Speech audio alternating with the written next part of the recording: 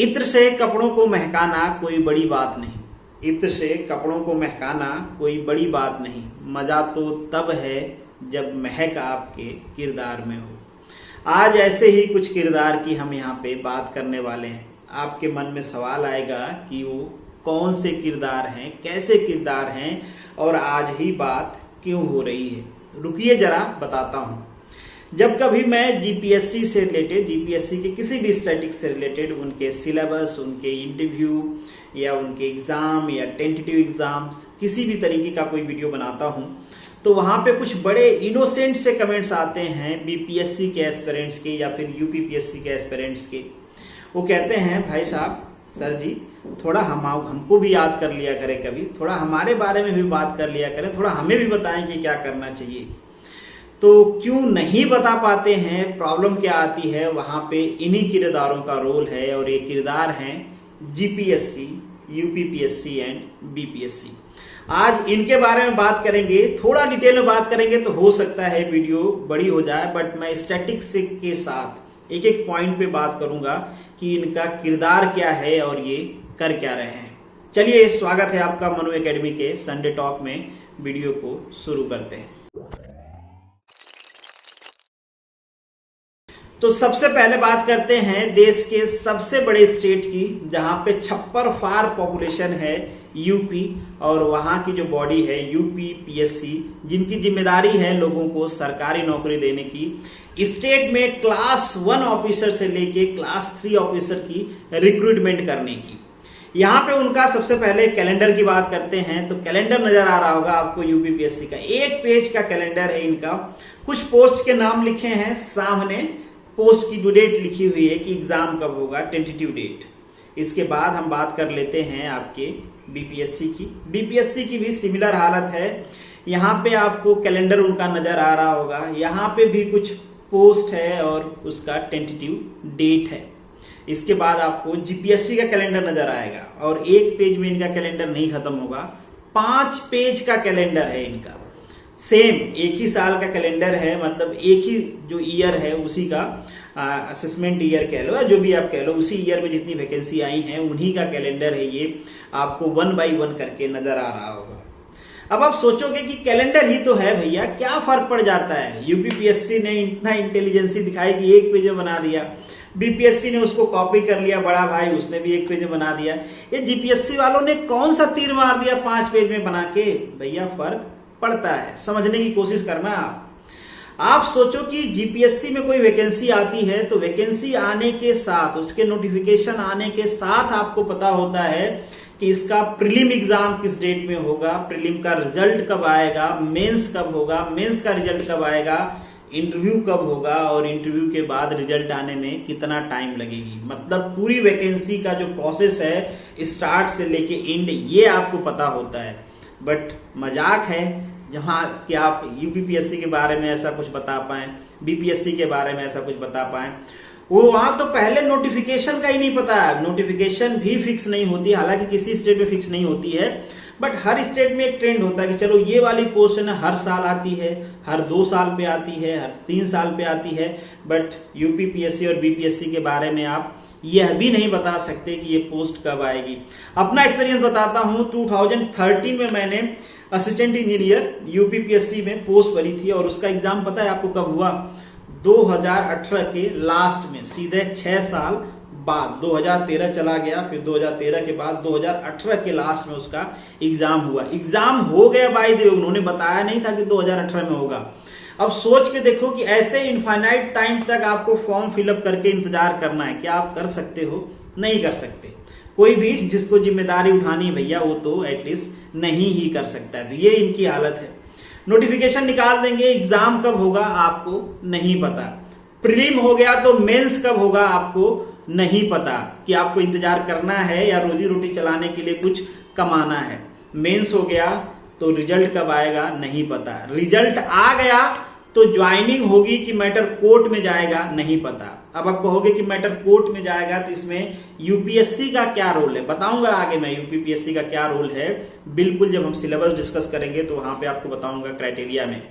Same हालत कुछ बड़ा भाई यूपी कर रहा है, बगल में बिहार, कॉपी करना है इनको, सेम हालत कुछ उनकी है।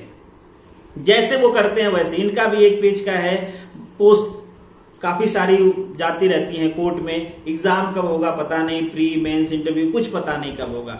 एक आध पोस्ट जो हाई की हैं, जो सिविल सर्विसेज की पोस्ट हैं, क्लास 1 एडमिनिस्ट्रेटिव पोस्ट हैं, उनको छोड़ दें तो बाकियों का कुछ पता नहीं। वहां भी खूब मजा चलता है, पेपर लीक हो गया, किसी की कॉपी आ गई, कोई नकल करते हुए पकड़ा गया, ये सब बातें वहां पे आम बात है, कोई घबराने वाली बात नहीं है, कांड होता रहता है वहां पे।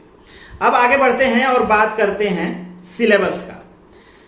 सिलेबस में अगर मैं जीपीएससी की बात करूं तो जीपीएससी हर पोस्ट के लिए एक डिफाइंड सिलेबस तैयार किया हुआ है।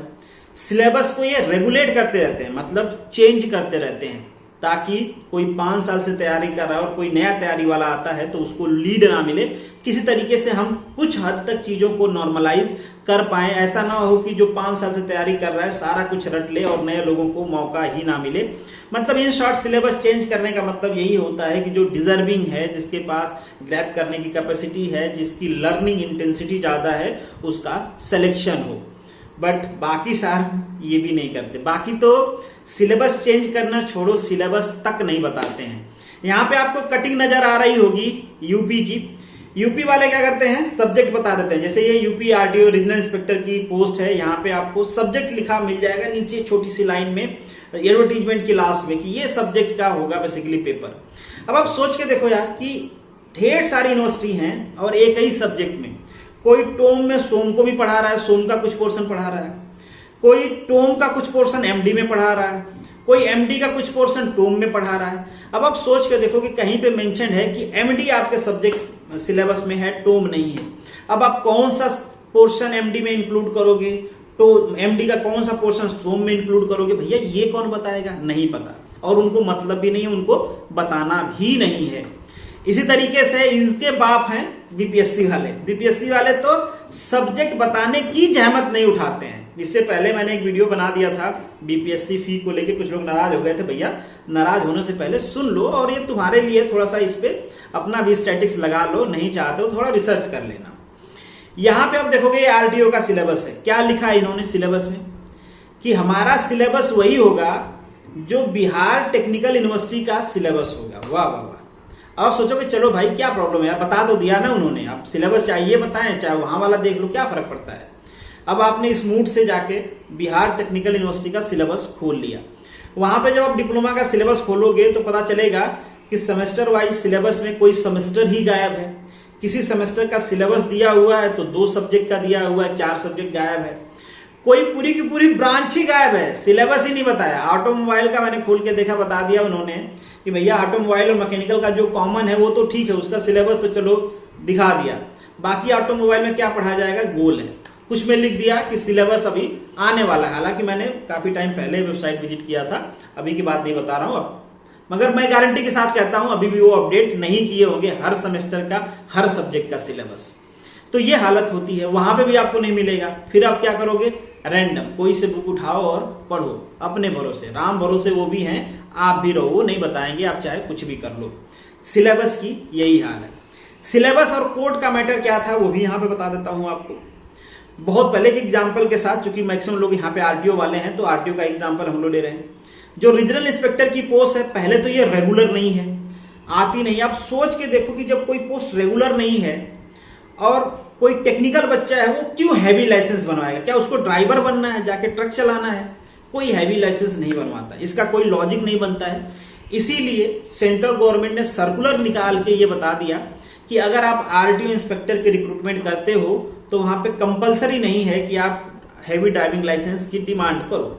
बाकी सारे स्टेट्स ने नियर अबाउट इंप्लीमेंट कर लिया, मगर यूपीपीएससी मजाक है कि वो चेंज कर दे। उनका तो जो एडवर्टीजमेंट है ना, उसका भाई A for Apple, A and, of, and, ये भी चेंज नहीं होता है। बस डेट चेंज होता है, कॉलम में नंबर ऑफ पोस्ट चेंज होती है। इसके अलावा वही चीज जो कॉपी पेस्ट है, वही फॉर्मेट बना हुआ है, ये अपलोड कर देते हैं। उन्होंने अब तक इंप्लीमेंट नहीं किया। और सिलेक्शन किसका होता है पता है वहां पे?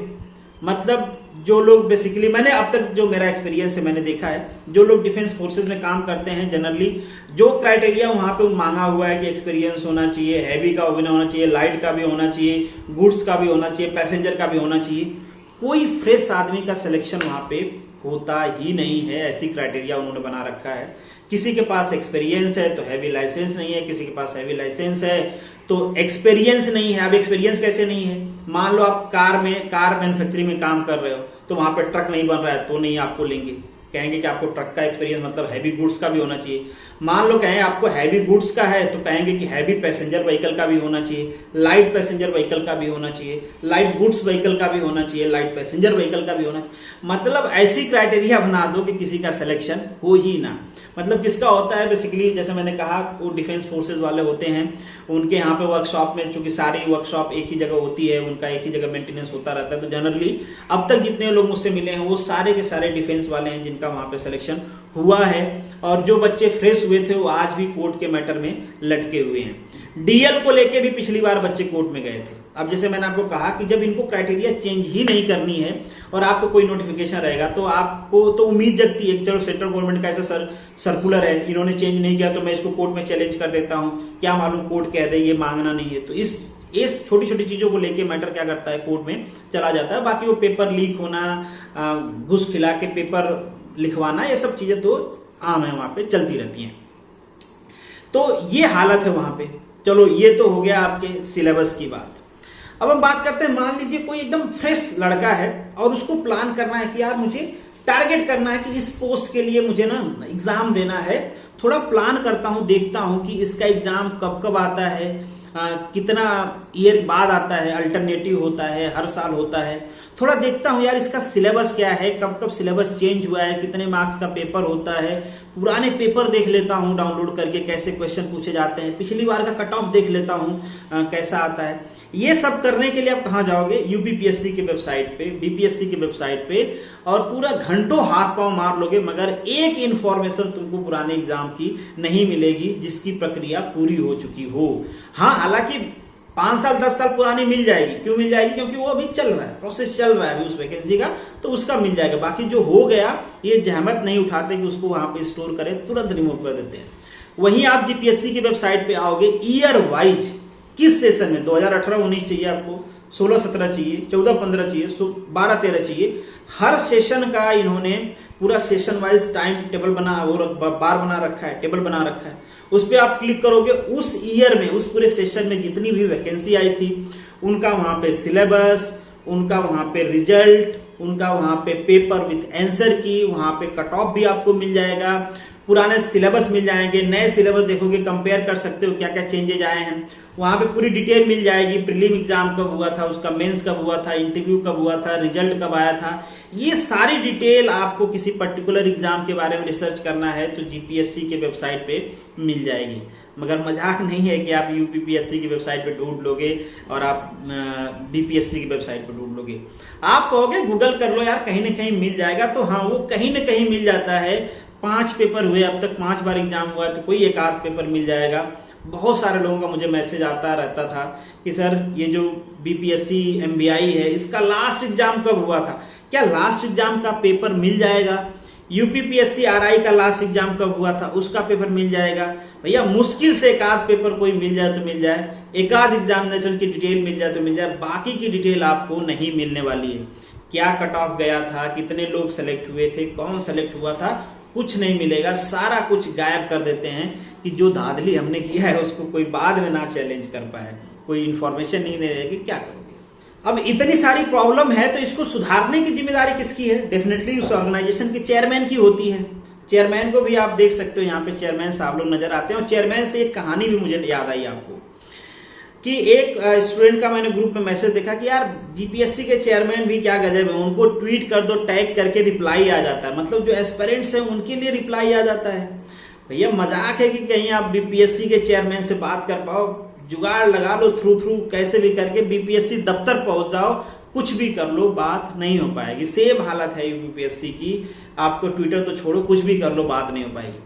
एटलीस्ट जीपीएससी में किसी स्टूडेंट को जेन्युइन प्रॉब्लम है तो आपको ये मिल जाएगा कि भाई ये प्रॉब्लम थी लड़के की, ये सोल्यूशन करने वाला ये आदमी। मैंने अभी देखा, रिसेंटली न्यूज आई थी कि भाई जो पुलिस इंस्पेक्टर की वैकेंसी थी उसमें जो बच्चे कोविड पॉजिटिव थे उनके लिए अलग से प्लान किया जा रहा है एग्जाम का। मतलब इस तरीके की बॉडी होनी चाहिए कि अगर कोई सच में जेन्युइन किसी स्टूडेंट के साथ प्रॉब्लम है तो उसको फेयर चांस मिले। बट मजाक है कि आपको यूपीपीएससी और बीपीएससी में मिले। और चेयरमैन साहब, अब हो सकता है कई सारे लोग हैं ऐसे कमेंट्स आते हैं कि क्या आपने वो प्रोफाइल देखा है जो चेयरमैन है यूपीपीएससी, कितने महान लोग हैं भाई वो लोग, मतलब उनको 10-10 साल secretary, joint secretary, senior secretary post की एक्सपीरियंस है, उनको बनाया गया है ताकि चीजों को सुधारा जाए, और आप उनको क्रिटिसाइज कर रहे हो। पढ़िए उनके बारे में। अब मुझे समझ में नहीं आता काहे पढ़े भैया। हम तो ये कहते हैं कि अगर यूपीपीएससी में, बीपीएससी में किसी गधे को चेयरमैन बनाया जाए और उस गधे के वजह से वहां पे कुछ पॉजिटिव बदलाव आ रहा है जिसका फायदा एस्पिरेंट को मिल रहा है, तो अच्छा कहेंगे ना हम। तब उसकी प्रोफाइल हम ढूंढ के पढ़ेंगे यार कौन आदमी है जो आया, जिसको लगता है कि यूपी बिहार में भी चेयरमैन बनने के बाद काम किया जाता, नहीं तो वहां पे चेयरमैन बनने के बाद उनको लगता है कि वो किसी एग्जामिनेशन बॉडी के चेयरमैन नहीं, पूरे स्टेट के चेयरमैन है, किंग ऑफ द गॉड, मतलब कुछ भी बन गए हैं। अब उनका कोई काम नहीं, उनको कोई कहने वाला नहीं है, कोई चैलेंज करने वाला नहीं है। एक ही काम है, अपने से ऊपर वाले जो मंत्री मिनिस्टर हैं उनकी बटरिंग करो ताकि पोस्ट ना जाए, अलाउंसेज बढ़ते रहें और यहां से हटें तो कहीं और लग जाएं। बस यही काम है और यही वो करते रहते हैं। अब ऐसे हालात में अगर मुझे कुछ आपके बारे में बताना है, सिलेबस के बारे में बताना है, पुराने पेपर के बारे में बताना है, आपके कट ऑफ के बारे में बताना है, कट ऑफ में चेंजेस के बारे में बताना है, मैं कहां से बताऊंगा यार, कहां से डेटा लेके आऊंगा जब मिलेगा ही नहीं, कोई ऑथेंटिक सोर्स ही नहीं मिलेगा। मान लो आपने गूगल कर लिया, किसी वेबसाइट वाले ने डाला है, क्या पता गलत डाला है कि सही डाला है। कुछ ऑथेंटिक सोर्स रहता है, जैसे मैंने आपको जीपीएससी को बताया कि आप एक चीज खोल लो, वहीं पे सब कुछ मिल जाएगा उसी पैनल में। अगर किसी एक वैकेंसी का क्लिक करते हो, किसी पर्टिकुलर सेशन में 2000 मान लो 2019-20 का खोल लिया, जो वैकेंसी हुई है वही वैकेंसी पे सब कुछ मिल जाएगा, एडवर्टीजमेंट से लेके उसके सिलेबस, एग्जाम कब हुआ था, रिजल्ट कब आया था, कितना कट ऑफ गया था, उसका पेपर, उसका आंसर की सब मिल जाएगा।